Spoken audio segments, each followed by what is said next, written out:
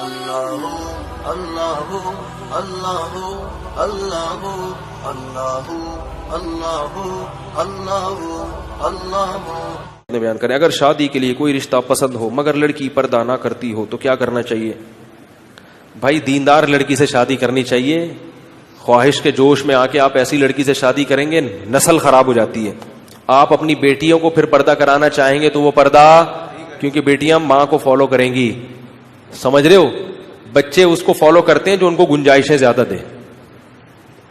بچوں کا یہ اصول ہوتا ہے. تو جائز ہونا ایک الگ چیز ہے مگر مشورہ کبھی بھی بولو بھائی نہیں دیا جائے گا. باپردہ خواتین سے شادی کیا کریں، شرعی پردہ کرنے والی، تاکہ آپ کا خاندان، آپ کی نسل وہ بھی دیندار ہو.